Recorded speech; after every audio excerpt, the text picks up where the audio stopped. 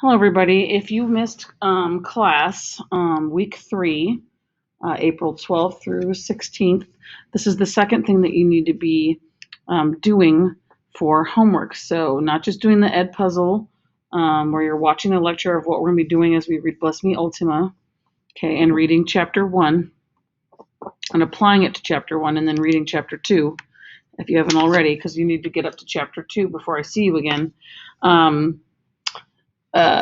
You also need to be writing, getting ready to write a poem. We're just kind of like doing brainstorming right now.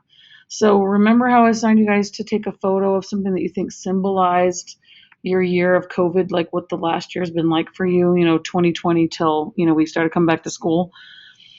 We're going to be now turning that into a poem project, as I've talked about before. And so now we're going to be doing the writing process. So let me show you what I did so you can kind of see what I want you to do.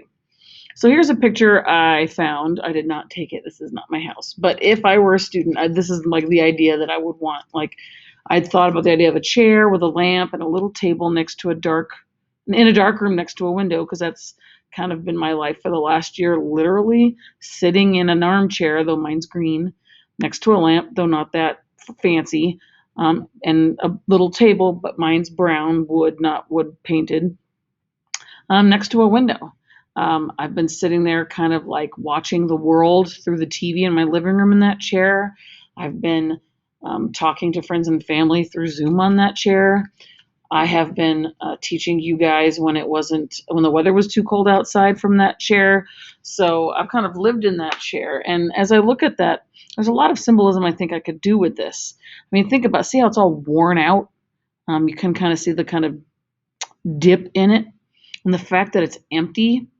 And then there's some sunlight right here. I think there's a lot I could do with this. Like I could be positive here or negative here.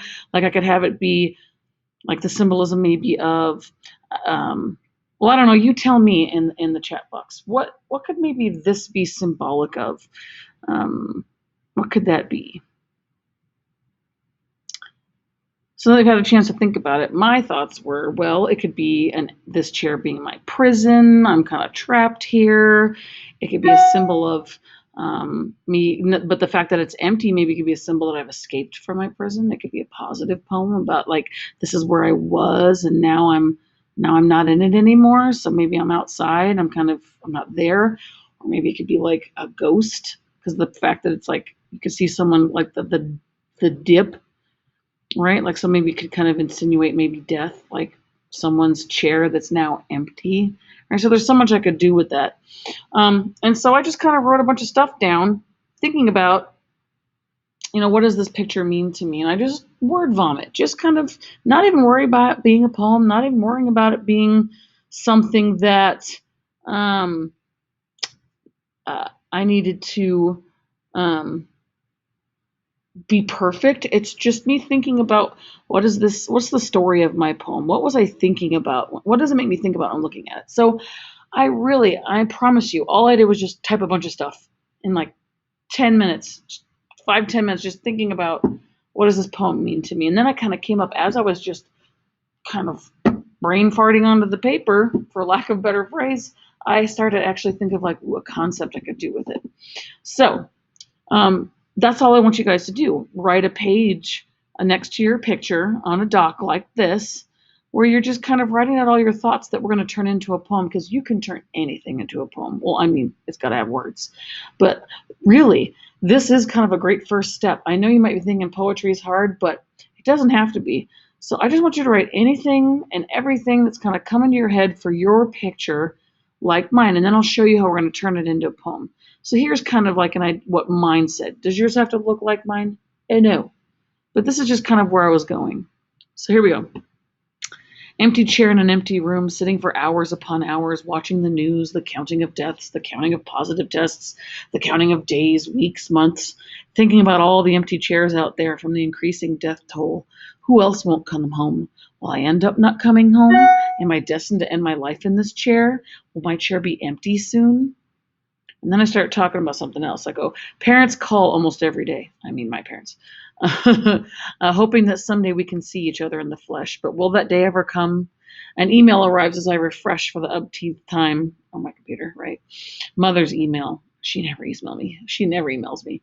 What do you want on the will if I die? Well, this is something she's asked me before a couple of times. Like she asked me like 8, 10 years ago when they had their will first made. My parents have a lot of pieces of art that our family has made through the last couple centuries, mostly the last century, but some from the 1800s. I have a lot of artists on my mom's side. And so my mom was asking me, well, what specific paintings do you want when I die versus your brother, which ones do you want me to promise to you? Or which sculptures that grandpa made do you want promised to you versus my brother? So she wanted to know what my request is, and then it's up to her what to give me, but she just wanted to know. But I've been avoiding the answer. I just don't want to, do I have strong opinions? Heck yeah, I want some of those things big time. I love them. They're very important to me, but I also don't want to answer. Like, am I greedy for even thinking about those things? And if I have it, what does that mean? If I have those things, it means my mom's dead. So that's where I'm kind of going here, the struggle of like worrying about my mom. So here we go. So then that shift. So I put spend days avoiding a response, thinking both of what I want and how I cannot bear to say. Saying makes this all real. Need to respond. Start writing the most painful email response, both wanting and not wanting. The guilt for even making the list is intolerable. Push forward. She really wants to know. She's not romantic or emotional. Strong woman who almost never cries. Not like me right now.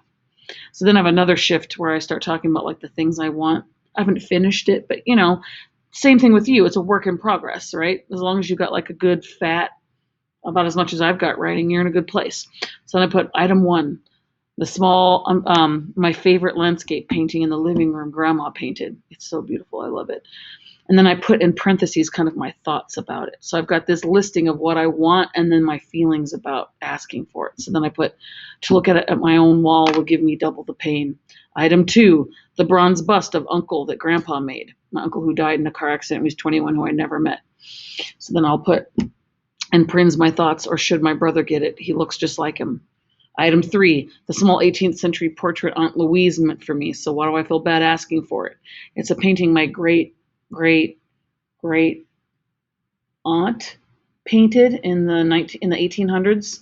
It's just a sweet little portrait of a little girl in a bonnet, and I'm part of the long line of people named after her, and people even before that. We like all the women. They have either their first name or middle name with Louise, and my middle name's Louise. And my great aunt Louise gave it to me when I was born. She gave it to my mom to give to me as something that I inherited from her. So I definitely want that. I should have it already, but I still feel guilty asking for it. I really want it, but waiting for it. But I don't want it if it means my mom's dead. And then item 4, the Buddhist wood statue of a Siamese prince. It greets all my mother's guests. Shall I ever see it again to greet me? My mom's really into Asian, particularly Korean and Chinese and Japanese antiques. And so she's got a few statues. She has a wooden one of a prince from Thailand. At the time it was called Siam. That's why it's Siamese. She's got a statue of Guan Yin, who is a female Buddha who represents compassion. She's always holding a bottle that's supposed to represent all of the tears of the world. She has a statue out front of the house, a stone one of Ganesh, the Hindu god. That's a Hindu god that's very important for blessing homes.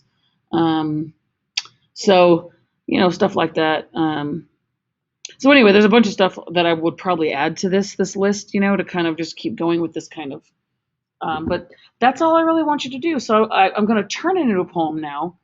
But that's going to be parts 2 and 3, because there's really 5 main steps to writing a poem. The first one's called write it all down.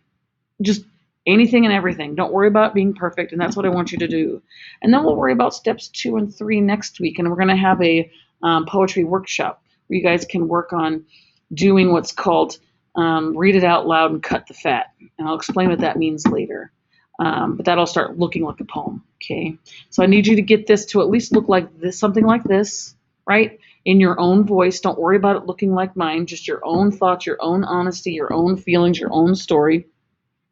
And then we'll turn it into a poem that makes sense, and then it will end up being beautiful, I'm sure, and you'll be really impressed with yourself by the time we're done. Okay, so that's the second assignment for the week. So, well, third, because you have to watch an Ed puzzle because you weren't here. But those are the three things. If you have any question for me, please let me know. And by either emailing me or sending me a message through Remind. Don't send me a message in Google Classroom. It's hard for me to respond there. It's really makes me go. It's a lot more work. Please don't do that to me, and I might miss it. Okay. So again, read chapters 1 and 2. Make sure you watch that Ed puzzle about the hero's journey, and get that poem ready to go and to bring with you. So just that paragraph of writing out your words like I did. A nice fat big old paragraph. Okay, at least half a page. All right, I will see you guys next time, and I hope that you are safe. Bye bye.